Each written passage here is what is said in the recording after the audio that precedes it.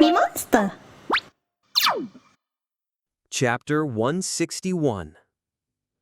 The next morning, everyone gathered at the training ground on the mansion's first floor. I was there, along with Jenna, Velkist, and Nerissa, the entire first party except for Kadio, who was still at the workshop. In one corner, a girl crouched quietly. It was Kishasha. After a round of explanations, Jenna spoke up, looking bewildered. Her gaze flickered toward Kishasha. Did she really ask to join our party? As you all know, Kishasha is the highest-ranked hero in the waiting room. I guarantee her abilities. She's worth taking on. Wouldn't it be a waste to let such talent go unused? So, when you said I should prepare for the selection match, you meant this. Velkist smirked bitterly, already in a battle stance with his hand resting on his sheath. So, like last time, the winner takes the spot? For now, I'm ready. It'll be different from before. Velkist glared at Kishasha.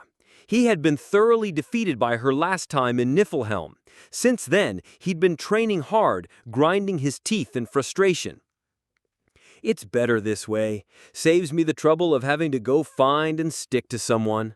Kishasha yawned, her face lazy. How interesting, Velkist mumbled. Then I'll be... Your turn comes much later, I interrupted, shaking my head.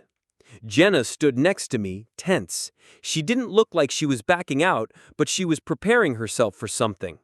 Jenna first. So I'm to fight first, huh? It'll be a good experience for both of you. All right, I'll give it a try. Jenna, with her quiver and bow strapped to her back and a dagger at her waist, stepped into the arena. As I gestured, Kishasha's eyes lit up and she followed Jenna. So I'm fighting that human girl? Your first opponent. There's a second then. Well, it doesn't matter. I glanced at Velkist and Nerissa. The reason for having Jenna spar first was to gather a wide range of combat data, increase Jenna's experience, and give Velkist and Nerissa a chance to observe the opponent. At the very least, I was offering them a small advantage. What came after, they'd have to handle on their own. Velkist, seated on a chair, watched Kishasha with blazing eyes. He was always full of fighting spirit. Even if he fell this time, he'd rise again soon, so I could make decisions without hesitation. She seems a bit cooler, Nerissa remarked, her face showing no interest as she alternately looked at Kishasha and Velkist. Something had changed in her. Her attitude was different from before. At first, I thought she was similar to Velkist, but now Nerissa suddenly looked a lot like me. Our eyes met. She made an indescribable, peculiar expression, then turned her head away. The duel began. Jenna, as usual, retreated while unleashing a barrage of arrows. She moved nimbly to maintain distance, dragging the battle into a mid to long-range fight. If the enemy managed to break through, she would confront them with a dagger, looking for an opening. This was Jenna's most common tactic. However, the outcome was decided in the blink of an eye. Having never fought anyone faster than herself, Jenna was caught by Kishasha's dazzling speed. Kishasha easily deflected the arrows and dagger, then placed her claw at Jenna's throat. About 20 seconds. I lost. Jenna raised her hands. For a human, you're fast, and skilled too, but don't rely too much on your legs. Jenna nodded awkwardly at Kishasha's advice. The advice was simple. Change your battle pattern according to your opponent's characteristics. In a speed battle, Jenna couldn't win against Kishasha. If she had fought differently, she could have lasted at least twice as long. Hey, Oppa! Jenna, deep in thought as she descended from the arena, called out. What? Can I try one more time? Go ahead. I've cleared the schedule for today anyway. It doesn't matter. I'm always ready, Kishasha smirked. Jenna bowed to me and Kishasha before stepping back into the arena, her expression filled with determination. There was plenty of time since I'd cleared today's schedule. Sis is incredibly fast. Referring to someone visibly younger as sister must be due to her understanding of the different races. Kishasha simply lifted her claw without a word. 30 minutes later, I lost. Jenna shook her head. You're strong. I see potential in you. Thanks for the compliment. When my secret technique is complete, let's match again. Will do. Jenna descended the stairs with a look of regret. Secret technique. That reminded me, she didn't use the skill she acquired from skill synthesis last time. It seemed incomplete. Next, I looked at Velkist. Naturally, his winning rate wasn't high. At best, it was less than 10%, but he didn't seem to have any intention of backing down. On the contrary, he was even smirking while handling his sheath. Am I next? Yes.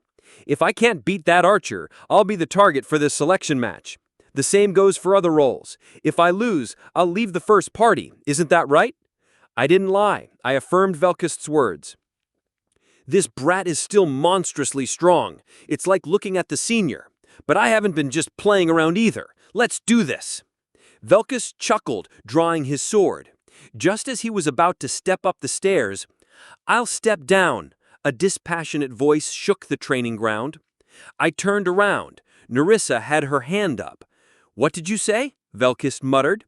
I'll step down from the first party. You must be joking. Are you serious? Serious, Nerissa answered without hesitation. Then she looked at me. You know, it would be more beneficial for me to step down than Velkist. My role isn't something only I can do. If it's just reconnaissance, Jenna is there, and this beast woman can do it too. So please remove me. I sighed and then spoke. If you step down on your own, you can never come back. Do you understand what you're saying? Yes, I'm prepared.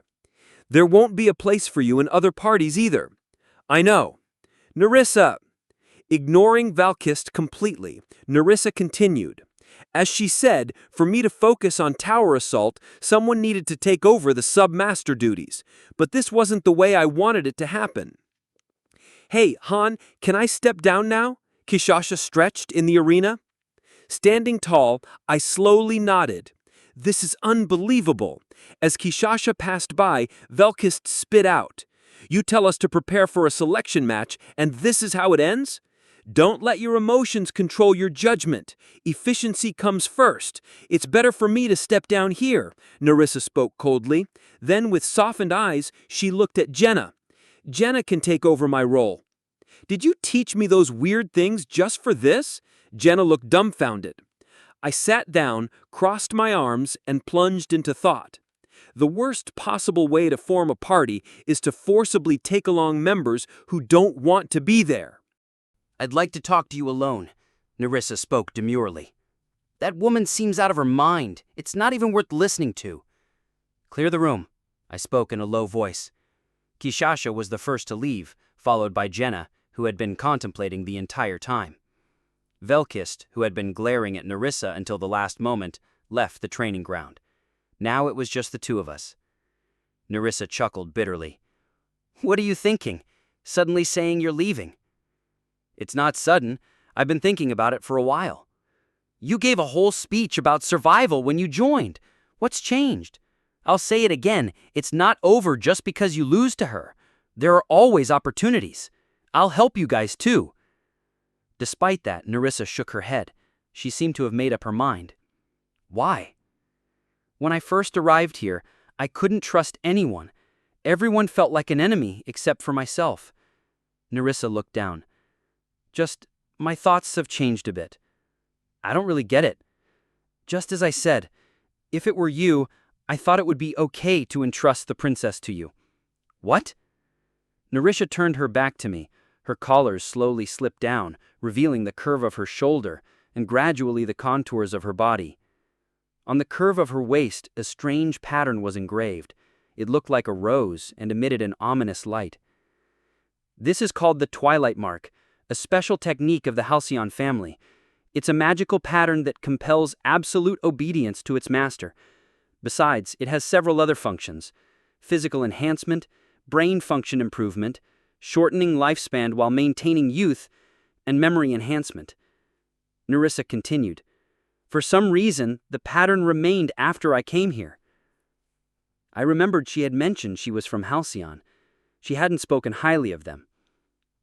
Do you still have memories from your lifetime? Yes.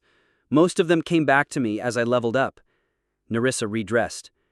The afterimage of the pattern lingered before my eyes. Nerissa began to explain. She was originally a noble, but during a power struggle, her family declined, and she was sold into slavery. Then she received a special curse from the Halcyon family and was sent as a gift to the second princess of the empire. Princess Priasis al-Ragna. She was my master. She didn't treat me as a slave. She seems not to remember me, though. This world was created for the restoration of Taunia, wasn't it? Having her memories back, denying it wasn't an option now. I nodded. I thought you knew already, although I had my suspicions. Nerissa smiled slightly. When will the others learn the truth? After the 40th floor. Level 40, the restriction for 4-star promotion is lifted. I recalled my time as a master. There's a clear difference between 3-star and 4-star. It's not about game performance. Their attitude towards missions was different. 4 stars know.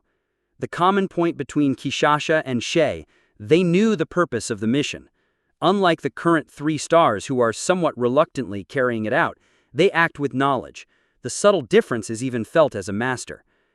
Time to explain will come. It won't be long. Just proving that what I saw directly is true will suffice.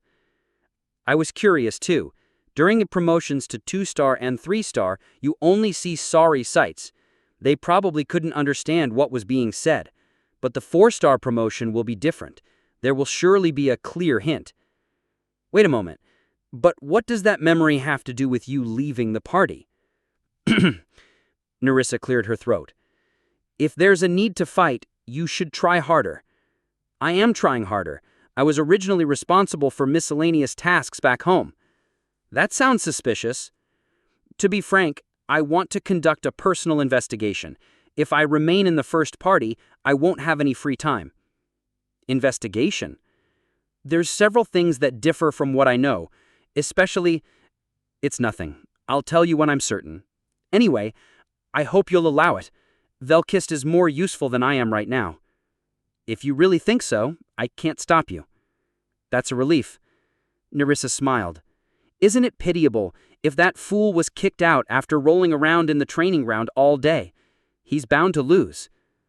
Murmuring as if talking to herself, Nerissa left the training ground. I was left alone, flicking my foot. The memories of a hero. At this stage, it's unknown. Not asking Nerissa for detailed contents of the memories she had is also due to the uncertainty. As I climb the tower, I will find out. 40th floor. Upon promotion to 4-star, the attitude of heroes changes slightly. 4-star heroes can utilize the hero's third ability, the engraving. Anyway, I've found a hero to take over the submaster duties.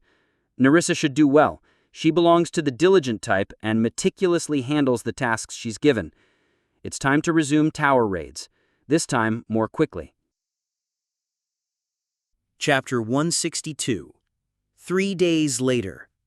We sat on the waiting benches in the plaza on the first floor. It was early evening. Lights glowed in the sky, and on the game screen to the right, anything was skillfully managing the waiting room. It's been a while since we climbed, Jenna said, her voice tense. Let's not let anyone die this time. I'll only trust you, Oppa. Don't trust me. It's burdensome. I'll trust you too, Aaron added. I told you not to trust me. If you get hurt, it's not my fault. In the corner of the bench, Velkist sat with a sullen expression, legs crossed. He had been like that since Nerissa left, but at least he wasn't causing trouble. Is the airship maintenance finished? I asked. It's perfectly done, ready to deploy any time, Katia replied with a nod. And so we waited for deployment in a brief silence. Nerissa must be busy. She wouldn't have time to rest. Even with several secretaries, the workload was unimaginable. As soon as the foundation was established, anything summoned dozens of heroes at once. To submit each hero's report to the master on time, she wouldn't have a moment to spare. I wanted to help, but she made it clear not to touch anything and to focus on the mission. With some free time, I reorganized the first party's formation and adjusted our pace in the lower dungeon. One thing was clear. Kashasha was exceptional. Not only was she outstanding in one-on-one battles, but she was also unmatched in a melee. Bringing her along was worth the effort. Personal training had also paid off. After Ascend, I could now use Soul Blade Fusion at least once. Even though the output was minimal, unlike before, I wasn't left helpless after using it. I could maintain about 50% of my combat power. Of course, if I used it at full power, I'd be knocked out instantly. "I hope we get a normal mission this time," Jenna sighed. Anything's work was also nearing completion. The 30th floor was a desert. The 35th was the ocean. I had no clue what would appear on the 40th floor. "Whatever comes out, just do what we have to do," I said, fastening my dagger sheath to my belt.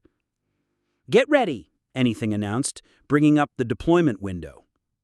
"Open the rift of space and time." Izel appeared in the air and pointed at the door. The rift opened left and right. "Han, this time it's the 36th floor. Good luck with the conquest." "Thanks." I passed by Izel and entered the rift. One by one, the first party members followed. Climb the tower, save the world. Main dungeon. Current floor, 35. 36th floor.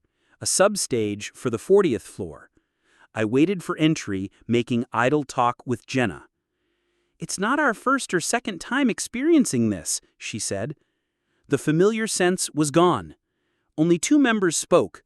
Suppressing the strange feeling, I accepted the light enveloping me. The sensation of floating wrapped around me, and then, it's a plane. We were summoned to an unfamiliar plane. "Are we all right?" Jenna's eyes widened. It wasn't a desert, ocean, or labyrinth. For once, it was a normal field. A plain in broad daylight with a cool breeze coming down from the hill above. "It's a bit hard to breathe, but not too bad," I said. "Well, it's a minor difference." I looked to the left. Floor 36. Mission type, raid. Objective, steal the designated goods. "Huh?" I frowned. A different type of mission appeared. Raid. "What's this about?" "Just as it says," I replied, scanning the area. The plain stretched wide, dotted with grass and rocks. Many hills blocked the horizon. It seemed we were below a hill. "Oppa, shall I scout ahead?" "No need. We can see everything once we go up the hill." I began to climb the slope. The others followed. "Han, I hear something strange," Kashasha said, her ears perking up. She sniffed the air, and a strange smell. "What smell?" "Iron and blood." Kashasha did a somersault and sprinted up the hill at a fast pace. I followed more slowly. At the top, Kashasha was looking out. "This is..." Her eyes sparkled. "There are a ton of humans, too many to count." "Yeah, a lot," I said, narrowing my eyes. At the foot of the hill, in the vast plain, countless humans were gathered, easily thousands. Numerous flags fluttered in the wind. The faint sounds of shouts and sword clashes reached us. "It's a war," Velkist said softly. The battlefield was hundreds of meters away, making it even more visible. 2 armies clashed, grinding each other down. Soldiers in armor wielded swords. Cavalry trampled infantry, and arrows struck horses. Above, magic of flame and ice raged, coloring the sky. The sounds of shouts and screams echoed faintly. "Where is this?" Jenna asked. "I don't know. Does anyone?" I looked back, but no one seemed to know. Nerissa might have had an answer. I focused on the army gaining the upper hand. Their flag had a silver background with a winged cross emblem. They were overwhelming the enemy with superior numbers. "They have a lot more men." I recognized the emblem. I had seen it during the mission to rescue Priasis on the 15th floor. Was it the goddess cult? The group that tried to kill Priya, calling her a witch and all that. After escaping the city, they put a huge bounty on her head. Speaking of which, did she escape safely? In the middle of the sea, there wouldn't have been a boat to the mainland. Well, she must have escaped safely. I shifted my focus. More importantly, what was before me. The path seems blocked, Katia said, withdrawing his hand after scanning below the hill with magic. If the way is blocked, is it that invisible wall from before? Yeah, a no-pass zone. As we talked, the ward continued. The right formation tried to retreat, but the left formation of the cult army surrounded them like spreading wings, devouring them. Dozens died every moment. If we were closer, it would be a spectacle of blood and entrails. Horrible, Jenna remarked. Kishasha's eyes narrowed. Nothing here to do. Let's go back. I turned my gaze. We didn't come here to watch. Let's see what else is there. Bingo. A side road led to the back of the battlefield. A group of soldiers was walking down the road, leading several carriages. 87 level 21 cult army soldiers, 5 level 23 cult army knights, and 1 level 25 cult army magic. Their tags were red, clear enemies. The others noticed the carriages too. Looks like our target this time is related to this war. That means winning, right? There are many, though. Not them, I mean the battlefield over there. I know, thousands. The battlefield is just a background for now. As we ascend the floors, it will change. So, are you scared? Nonsense! I like it. We've been doing trivial subjugation missions so far. Good. Follow me. We need to move fast. I descended the hill. Human soldiers and knights crossed the plain. Hey, you know what we're going to do, right? Kill them, Kishasha replied. Good job, Kishasha. It's eerie, though, Jenna sighed, stringing her bow. Well, there's no fool here who would hesitate just because they're humans. We'll ambush them. Don't hesitate. Before they form up, take them down. Oh, and there's a mage among them. I'll handle him, Katia said. Good. I put my right hand on my sword sheath and my left on my dagger sheath. I dashed down the hill, pushing through bushes, chasing after the back of the carriage. Eh? A soldier at the back made eye contact with me. He didn't even have time to scream before grabbing his throat and collapsing. An arrow lodged in him. Huh? The soldier next to him gasped. My thrown dagger stuck in his forehead. Slish! I drew my sword. They noticed us after that. It's an ambush! Don't panic! Arm yourselves and counter-attack! How many are there? 5! What? Ding, ding, ding, ding! The emergency bell rang. It doesn't matter. Kyat! Kishasha leapt several meters high, landing on the carriage. Her claws extended. That kid is... Kishasha's eyes slit vertically. Climbing down the roof of the carriage like a snake, her hand wriggled. 2 soldiers' upper bodies flew off, spraying blood. I wished Ioka was here.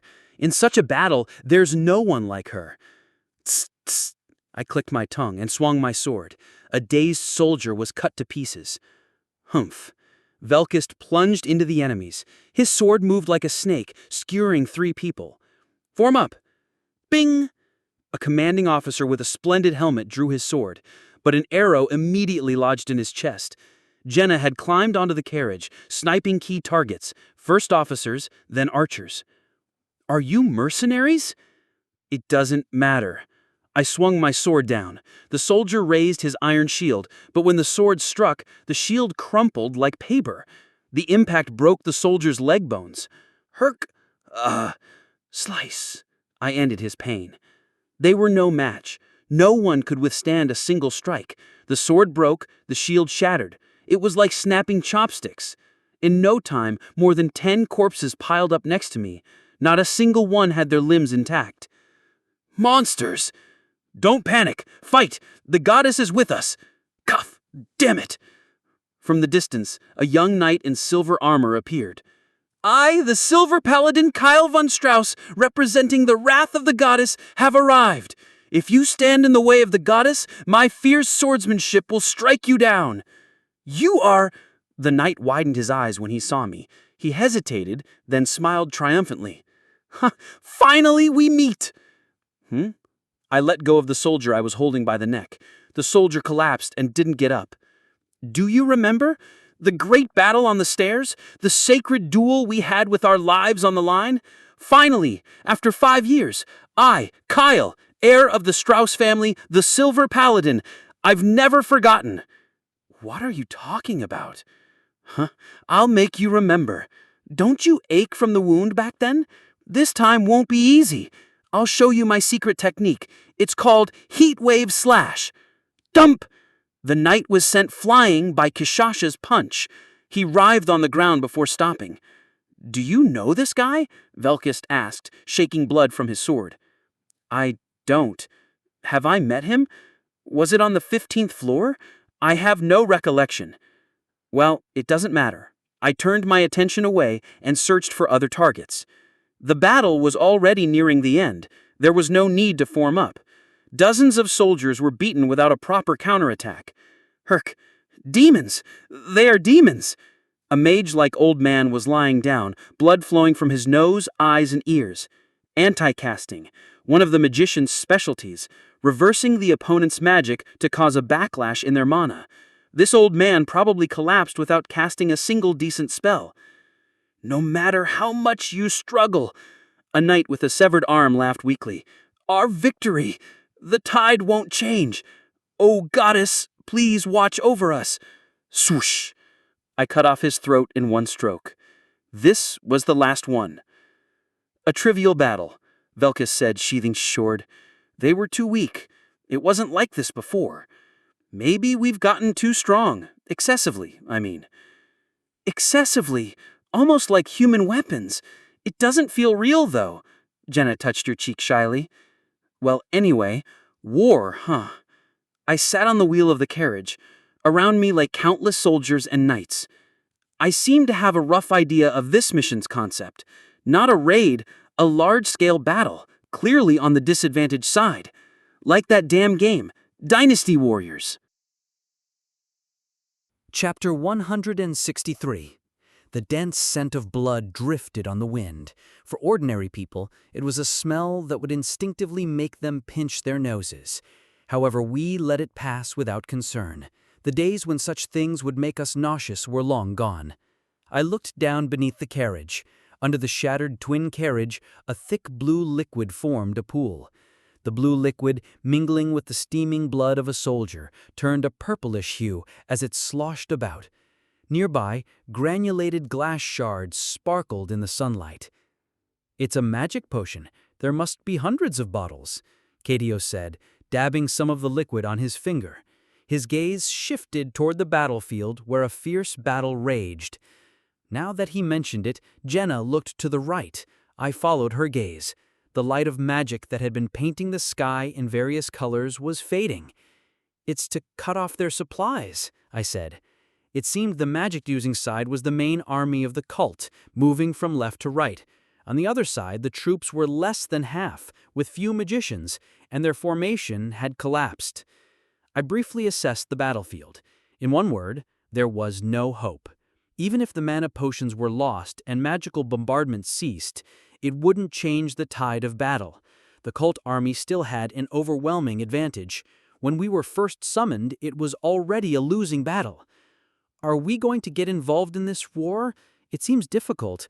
No matter how much we're worth, even if each of us is worth 100, against thousands, we'd be like ants before an elephant. You can't cover the sky with your hand. Even if we called over other members, it would be the same. That's possible, Kadio replied. Crunch. I stepped on a piece of glass beneath my feet. More information was needed. I waited for the mission to clear. There was a need to refine the information after returning, comparing it with the strategy data in my room. Ding! The mission type has changed. Mission type, unknown. Objective, unknown. A strange message popped up, a sudden change in the mission type. This doesn't seem like the end, Jenna said, twisting her head in confusion. Kaito looked up, puzzled. Unknown? What is this? It says unknown. I got up from the carriage wheel. This isn't the end. It's not a search type. Nothing particularly stood out. The field was a chaotic mix of rocks, meadows, highlands, and lowlands. Aside from the battlefield in the middle, nothing seemed related to the mission. If anything, it was the supply troops we had just dealt with. Everyone looked at me, waiting for instructions. This had become troublesome. Information was hidden. Unknown, huh? The mission is telling us to find the objective ourselves, I muttered, narrowing my eyes. Oppa, what should we do? Jenna asked. We'll have to look around a bit more. What else can we do? I dusted off my sleeves and secured my sheath to my belt. Get ready, we're going to climb higher. A gentle hill was visible in the distance, higher and with a wider view than the first hill we climbed. It would allow us to grasp the battlefield at a glance.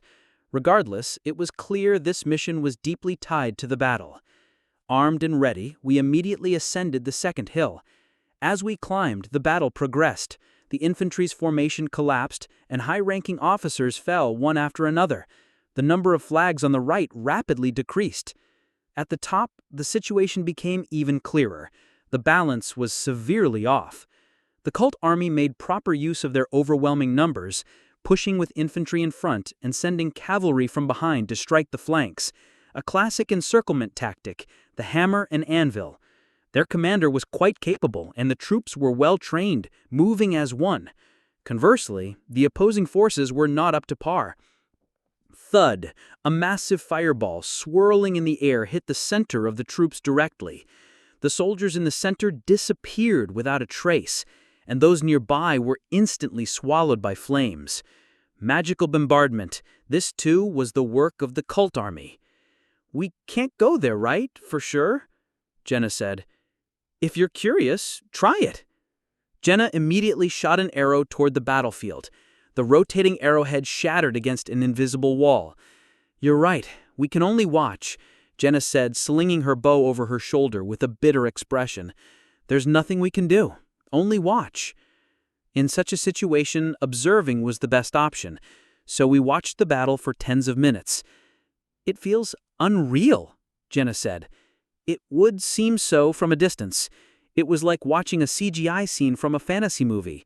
I didn't feel boring, it even felt like being in a theater.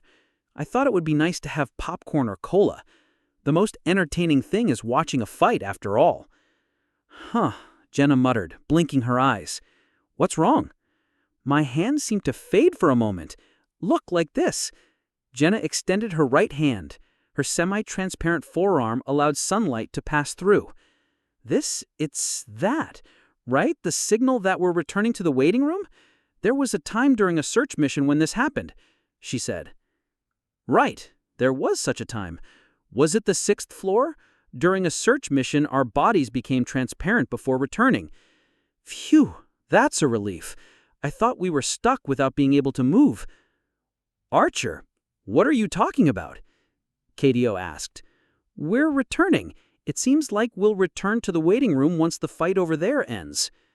Jenna explained, pointing to the battlefield. A long time had passed, and the battle was nearing its end. The retreating troops, blocked by an oncoming army from behind, were being slaughtered en masse, unable to escape. Oh, so strong humans, Kishasha said, baring her fangs. Her bestial eyes were directed toward the rear. I focused my vision. It was immediately clear. The ones who ambushed the retreating troops stood out even on the vast battlefield. Riding black horses twice the size of ordinary ones, wearing full black plate armor and wielding great swords, they looked like tanks. Those guys, I had seen them before, and fought against them. The escort mission on the 15th floor, in the latter part, blocking the entrance, the Black Knights. Dozens of Black Knights blocked the retreat route and drove the troops into a corner. Their movements surpassed human limits. As someone in the same position, I could tell they were of our kind. Their number is about 30. Where did they come from? It seemed like they weren't there when I first looked, I said. Those guys will be fun to fight, Kishasha remarked. The Black Knight unit blocked the retreat and carried out a one-sided slaughter. A few soldiers resisted, but were soon trampled like ants. The cult's forces pressed in from the front. The outcome was decided. Complete annihilation. What are they trying to show us? I wondered, glancing at my wrist. My flesh, translucent like jelly, allowed light to pass through. My body was gradually fading, a sign for our return. As Jenna said, once they were completely annihilated, we would return to the waiting room. Jenna! Kishasha! Yes. Yeah. Pay more attention to the battlefield. If you notice anything, let me know immediately. I have a bad feeling." Both nodded. Strange. Call it a master's instinct or whatever, but even if it was a linked quest, there was no need to drag it out like this. A foreboding feeling came over me. I diligently scanned the area, but the distance was far. I could understand the overall flow, but not the details. Even with deep insight, this was as far as I could go. But Jenna and Kashasha would be different. I should be able to receive meaningful reports from them. "Han," Kashasha called, when a general riding a white horse fell and the troops were reduced to a quarter. "Did you find something?" "It's that human female." "What do you mean human female?" "I found the female who bothered me, asking to save humans and such. The human woman from that time is over there," Kashasha said, pointing to the lower right of the battlefield. I followed her thin finger. Where my gaze landed, there were dozens of black knights, and when I came to my senses, I was running down the hill. "Where are you going?" "Han, I said it was blocked. I can't just watch," I shouted, spitting out the words and increasing my speed.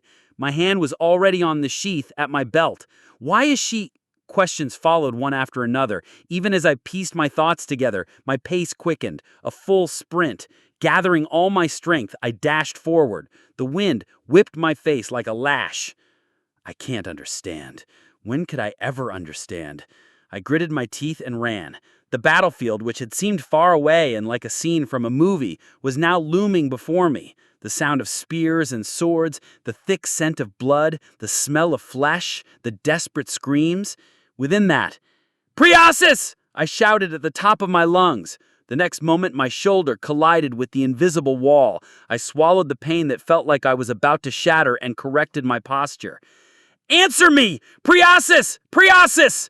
My voice was buried in the noise of the battlefield, and she did not turn to look at me. "Ah! Please save me! I surrender! I surrender! Please!" The soldiers nearby were killed like straw. Begging and pleading were useless. Resistance even more so. The Black Knights methodically reaped their lives. Within that encirclement, Priasis Al Ragnar stood with a stern expression. Her silken silver hair was dirtied with dust and blood, her pale face smeared with sweat and dirt. The formal armor she wore was dented all over. Holding a half-broken sword in her right hand, Priya shouted as if in a frenzy. "Didn't I say I surrender? I'll give my life, so let these people go. Wasn't it my life you wanted?" The Black Knights did not answer. Hot blood splattered from a severed neck, soiling Priya's slender neck. "Who exactly are you? Why do you torment me so much? I only wanted to save the people. Why?" Bang! I kicked the wall with all my might, but it didn't budge. What is this? It was incomprehensible. "Hey! Can you hear me? You bastards! Who do you think I am? I won't die easily!" Finally, only Prias was left on the battlefield. Dozens of Black Knights surrounded her. Beyond them, hundreds of infantry in the first line. Further beyond, the second line. And then the third. All dead. Priya bowed her head. "I am of the royal family leading the people." "Kill her." A boiling voice leaped from the Black Knight's visors. "Kill the witch! The filthy witch! Kill her! Witch! Witch! Witch! Kill! It hurts! Kill her! It hurts!" The 30 Black Knights spoke as if in a choir. I withdrew my hand from the sheath. At most, the distance was 5 meters, but I couldn't possibly overcome the wall that seemed like mere paper in front of me. There was no way, and I, being a former master, knew that best. "Tell me, where did I go wrong?" "You defiled our pride. You sold out the world we loved. If only you weren't there." "What nonsense," I muttered, frowning. Priasa screamed with bloodshot eyes. "What do you mean? What did I sell out? To whom exactly?" The Black Knights did not answer. They only raised their swords, sticky with flesh, innards, and blood. I let out a bitter laugh and quietly shouted, "Brat!" Finally, Priasa's gaze shifted. It wasn't a loud shout, but it caught her attention. Her golden eyes, filled with despair and resignation, lit up with a spark. "Han!" I said nothing. After all, it was over. My body was enveloped in light. I had nothing to say, not even a goodbye. It would be awkward to tell her to rest well. "I'm glad you're alive." Priya smiled at me with tears in her eyes, and amidst countless slashes, Priya's body was hacked to pieces and disappeared without a trace. Stage clear.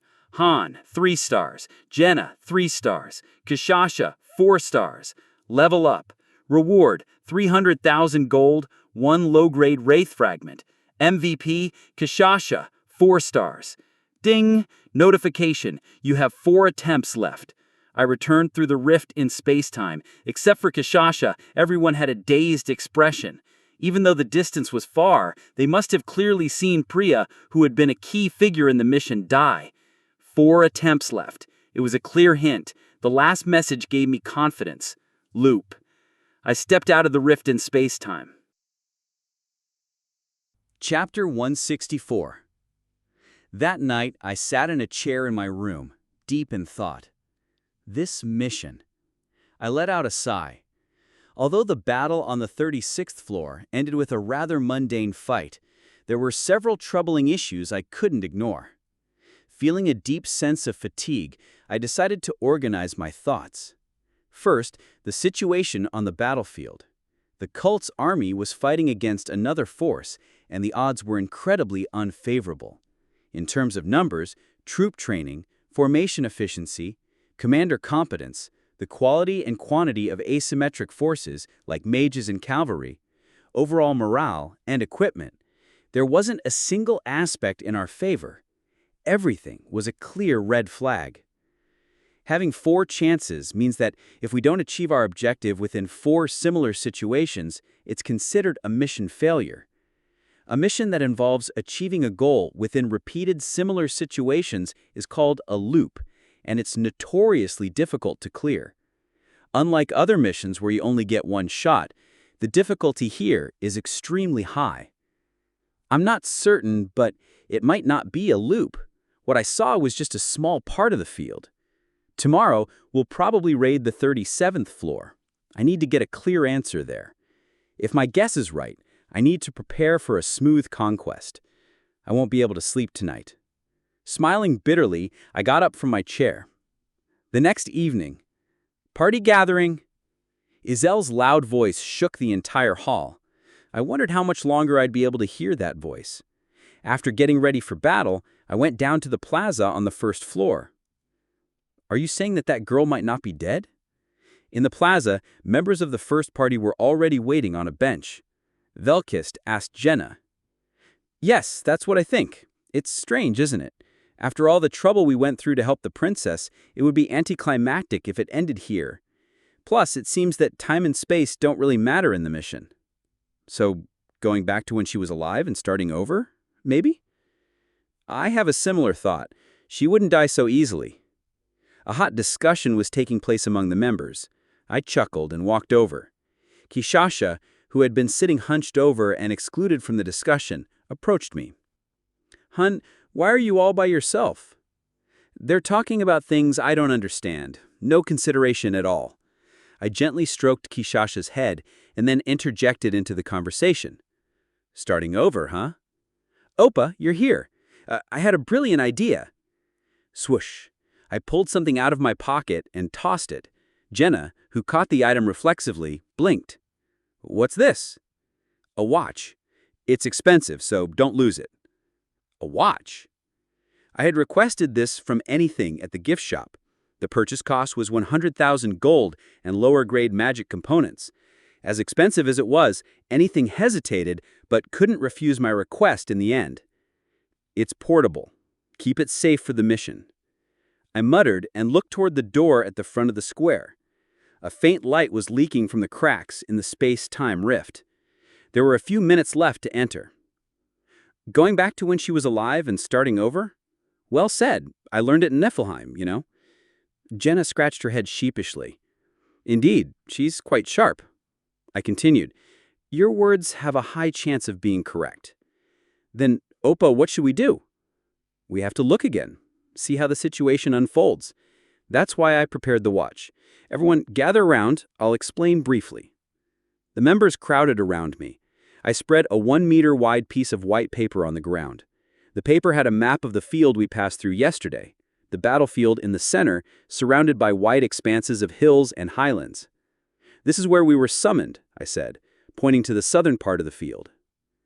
Hills and plains were represented with contour lines, and a path crossing the battlefield was also drawn. In the middle of the southern path, I wrote an A with a red pen. It was the place where the battle with the cult supply unit took place. Besides the middle and the bottom, everything else is black. What does it mean? Can't you see? It's places we haven't been. If the same field appears this time, we need to fill in the map completely. Jenna, if your words are correct, then the most important thing is definitely information. The plains on the 36th floor were vast. The areas we had identified, excluding the center, were at best 1/4 of it. Excluding the south, where our summoning location was, all areas were unknown. Actually, we hadn't even properly explored the south. After dealing with the supply unit, we focused only on the battlefield. We can't enter the battlefield. It's blocked by an invisible wall. If the mission type of the 40th floor segment is a loop, and if Priya's survival and the mission objective are connected, then there must be a way to enter the battlefield hidden somewhere. Excuse me? Isel was sweating at the entrance of the rift of time and space. It seems we were a bit late. When I gestured with my eyes, Isel made a distressed face, unable to do anything. Delivering the command, now loading. Sorry, but please bear with it. With limited opportunities, I couldn't skip the explanation and move on. I explained the plan to the party members for about 10 minutes. By the time Isel was about to cry, we were finally able to enter the rift of time and space. Main dungeon, current challenge floor is the 37th. The door will open in 10 seconds. Prepare. 37th floor. As I predicted, anything chose to climb to the 37th floor. Well, if he had sent us somewhere pointless, I would have complained about climbing up. As the signal for summoning came, I looked at the members. Pop! A feeling of floating enveloped me. A strand of wind caressed my neck. The familiar scent of grass grazed my nose. Floor 37. Mission type, unknown. Objective, unknown. The mission objective window was unhelpfully vague. I slowly exhaled. My vision expanded. Grass, rocks, and hills. It was the same field as the 36th floor. And then, there's a smell of blood and iron, Kishasha sniffed. Here is... Right, I laughed heartily. We've returned to the beginning. If we climb the North Hill, we'll see the battlefield. It would proceed in the same way. The cult's army would be overwhelmingly pushing back the Lion army. And as time passed, Priya would die in the same situation, and the mission would be cleared. If we lose all our chances, the floor will drop, or perhaps it will stagnate. The certain thing is, we won't be safe either way. Let's start. Yes, I'll go first. Jenna saluted me and then ran toward the northern hill. Her role was simple, to determine the mission's time limit. That is, from start to finish, how long we can last. That's why I gave her the pocket watch. Precisely, the time limit must be measured down to the second. Also, she must record without omission the events happening on the battlefield during her observation, to use as milestones for measuring branching points. At least for this turn, Jenna wouldn't participate in the battle. Next. Leave it to me. We're not called the Gale for nothing, Kishasha grinned, showing her fangs. She then dropped down and ran across the plains like a beast in full sprint. She would perform reconnaissance by circling around the field in a counterclockwise direction. Kishasha was also out for this round. Kakyo had his eyes closed. He was holding a rainbow-colored stone in his hand, and blue magical waves were spreading from his entire body. He's also useless. He was synchronizing the visions of Jenna and Kishasha. The scenes seen by the two would be preserved as video data in the magic stone. Just the two of us left. That's enough. Of course. Velkist silently smiled and drew his sword. I smiled back and unbuckled my sheath. Ahead, a convoy of wagons loaded with supplies stretched out. Hey, did you hear something strange just now? Strange sound, you say? I don't know what you mean. Like, the rustling of a mouse. Swoosh! The necks of the two chatting soldiers were simultaneously severed. Before the blood spurting from their necks could hit the ground, I twirled my sword and leapt to the front of the convoy. Who are you? Velkist leaped gracefully, creating a hole in the chest of the leading soldier. The blood soared. There was no time to mingle with these guys. I drew my sword and ran. "Ugh! Spare me! It's a monster!" "You brutes!" I, Silver Paladin, acting as the wrath of the goddess Kyle von Strauss. About 10 minutes later, numerous bodies were strewn across the ground. After shaking off the sticky blood from my greatsword, I turned my back. Blue potions leaked from beneath the shattered wagons. If we deal with this supply route, the cult's magical bombardments will stop. In other words, it buys us time. Hurry. I know. Without even catching our breath, we continued our run to the next area, over the hill toward the west. There's something prepared by anything. I snapped my fingers. "Master, Han 3 stars requests a mount summoning. Do you accept? Summoning requires a summoning stone." "Yes." Swipe the screen. "Give wings to your hero, Master." Ding! Gandalf 1 star is summoned to the battlefield. Saruman 1 star is summoned to the battlefield. Flash! A summoning gate opened beside me, and 2 robust horses appeared on the plains, a gray and a white horse. Prepared in advance by anything during my confrontation with the Union, these horses were captured from a weekday dungeon and trained in the stables. Hey! I mounted Gandalf. With a kick, the horse neighed and began to gallop across the plains. Velkist followed on Saruman, mounted behind me. "Velkist!" "What?" "Split to the left. Check the boundary of the field." "Got it. Be careful." Velkist turned the horse's head. Shortly after, Velkist's figure, along with the horse, faded into the distance. The field is wider than I thought. It seemed right to summon horses just in case, and it looks like I made the right choice. I gripped the reins and kicked Gandalf's flanks. Hang! Riding the horse across the plains, I put my hand to my ear. "Cadio, how is the communication line?" "It's done. I'll relay it now. Connect me to Kishasha." The left side of my vision blurred, and an image appeared. Kishasha running across the plains. But behind her, strange figures riding black horses were following. 13 level 41 Black Knights? I frowned. Black Knights. They were the ones who had broken into the rear of the army and wreaked havoc. Those guys were chasing Kishasha at a speed not inferior to hers. "Kishasha!" "Han, these guys have a nasty smell." "Where did they appear from?" "There." Kishasha gestured with her head to the right. On a red rocky hill, a black castle stood. That's... A suspicious aura immediately emanated from the entire castle. A peach-colored statue was glimpsed through the slightly open gate. It was immediately recognizable. The mission's most crucial object, the statue of the goddess. "There's not just one of those weird things. I passed by another one at the beginning." "At least 2 then. Can you shake them off?" "Of course." I removed my hand from my ear, and the image disappeared. Kishasha would handle the right side of the field. I need to check the left. Gandalf carried me across the plains to the west. Before long, I found the second location. Far away, hundreds of people were walking in groups, heading toward the battlefield. Activating my deep insight, I could make out their attire. They were wearing steel armor and carrying quivers of longbows. An archer unit. Elite archers. Eliminating them would delay the annihilation of the Lion Army even further. The mission scope was beginning to take shape. On the left, there are delay points, and on the right, there are fortresses containing objects. Then dual simultaneous assault. Considering the information gathered so far, it's the worst. It boasted the highest difficulty among loops. Time is limited, forces must be split without fail, there are multiple points to capture, and there are enemies chasing us. Is this also part of your plan? Did you increase the game's difficulty to this absurd level just to mess with me?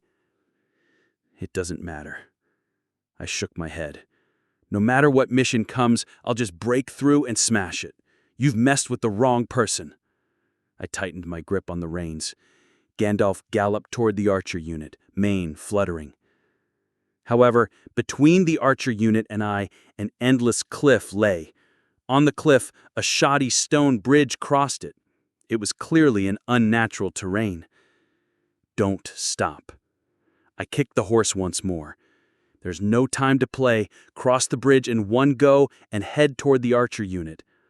From the west to the north, run and join Kishasha. That was the ultimate goal of this second round. Crack!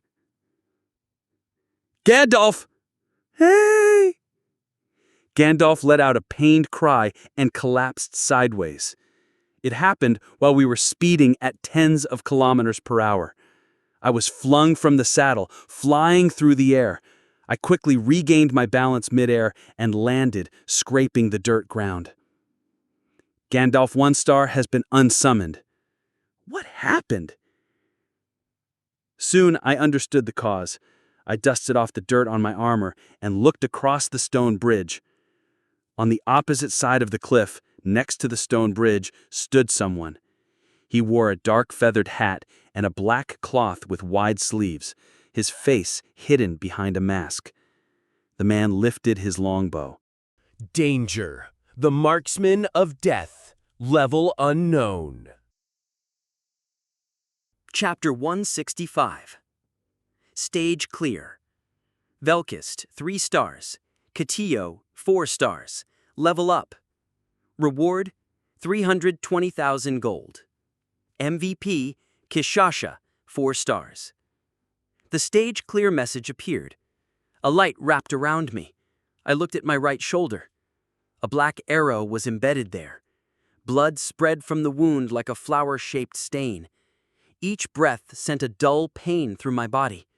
On the opposite cliff, the archer placed a hand on his forehead. Huff. Damn. To put it simply, I couldn't break through the bridge.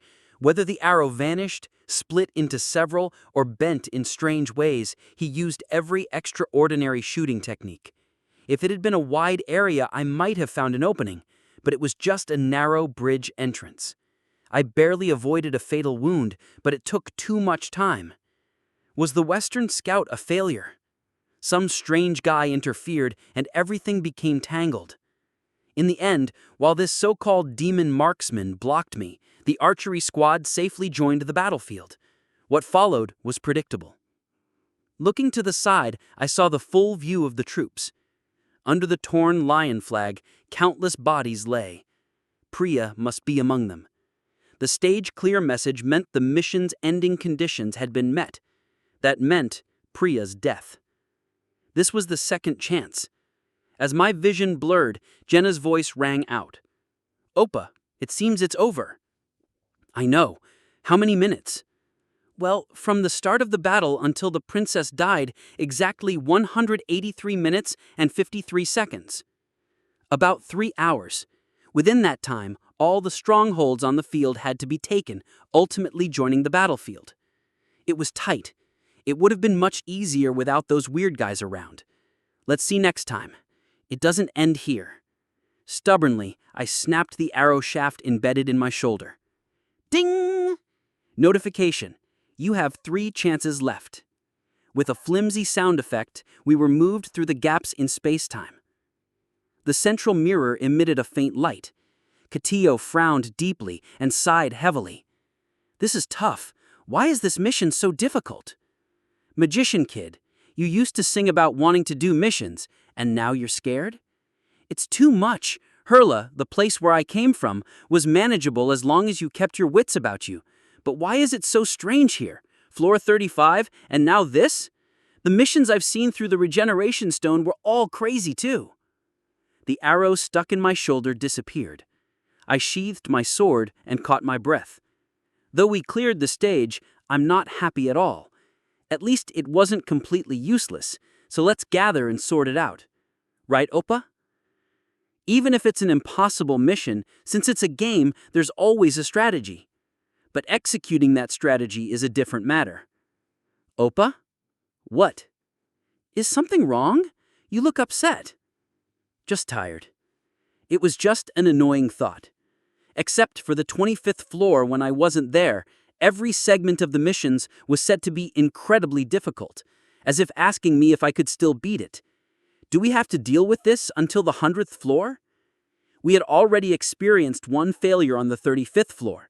There wouldn't be another one, but the results then were more fatal. I looked up. The sky shone with a rainbow light. Anything was watching us. What shall we do today, Han?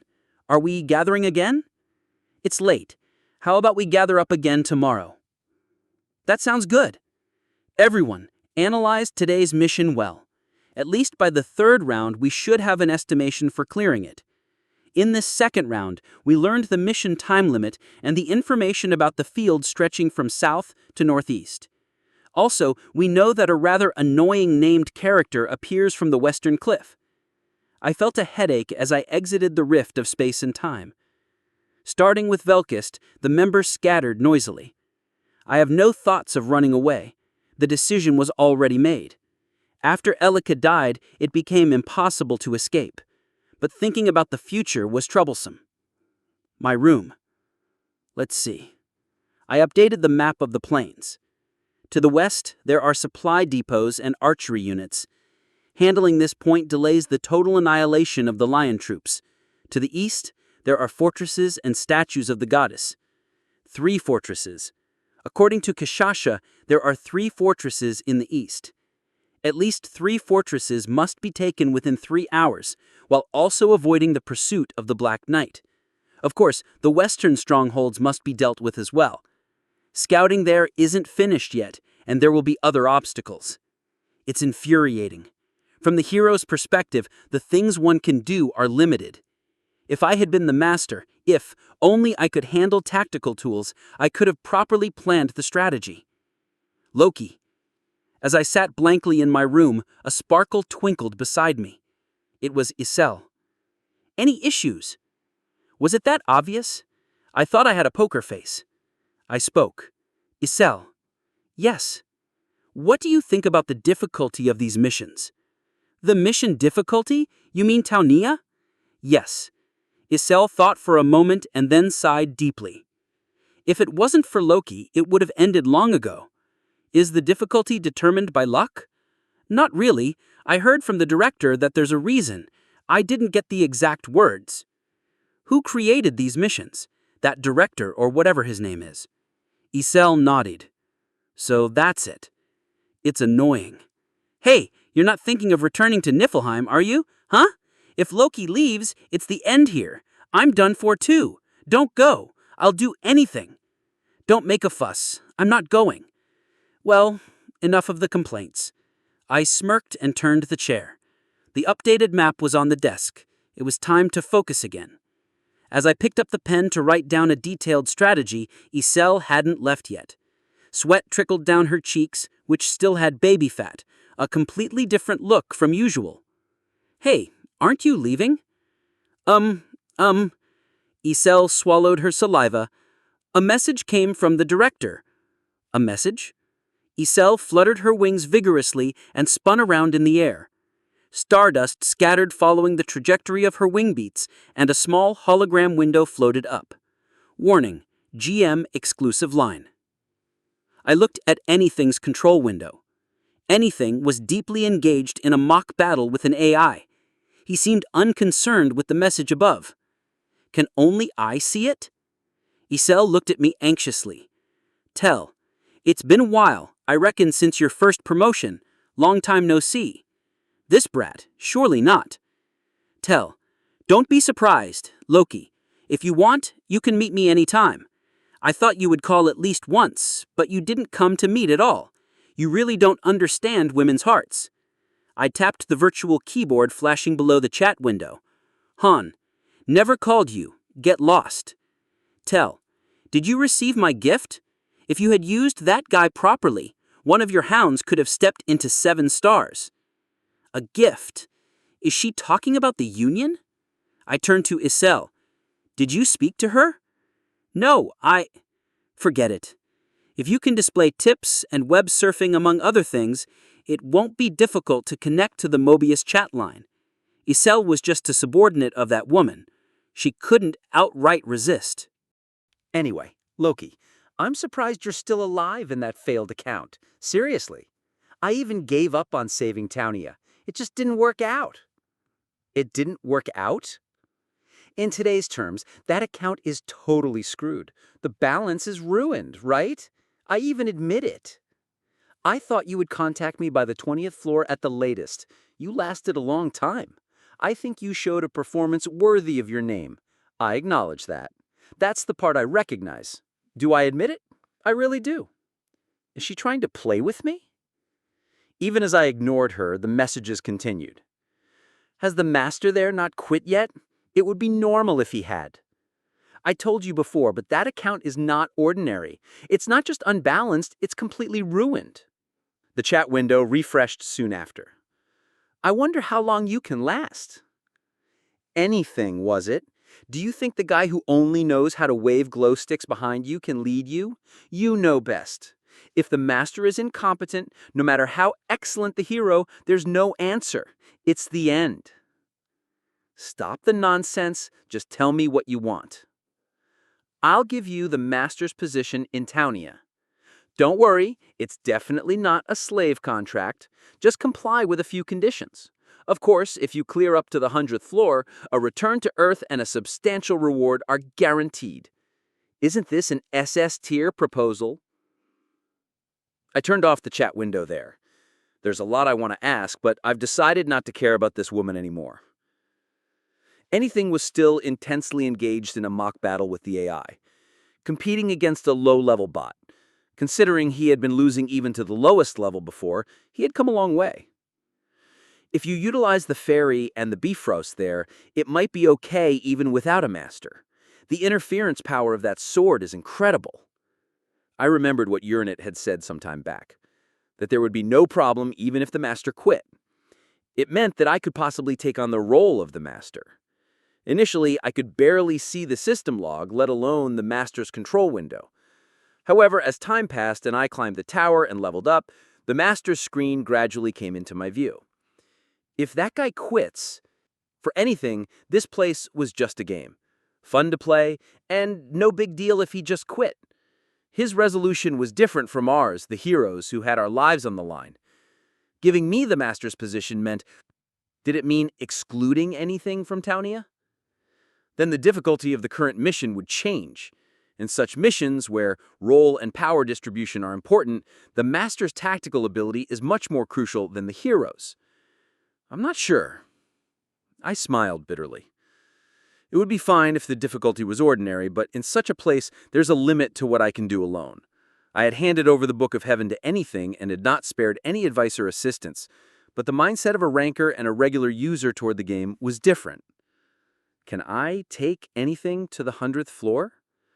In the end, it was a matter of his motivation, how much passion and desire for improvement he had for the game. It would be difficult for an ordinary user to go that far. Warning: GM exclusive line. An unidentified chat message is present. It seems she hadn't cut off the connection with me. I turned to Isel, who was fidgeting beside me. What do you think? Her words seemed to imply that. To climb the tower, we need to get rid of the master. I think... Isel, who had been closing her eyes, spoke. Maybe it's okay to leave it to the master. At first you called him a blockhead. It's different now. He's a bit clueless and has strange tastes, but he's not bad. At least he doesn't treat Loki carelessly. He's serious about the game and even spends money on it.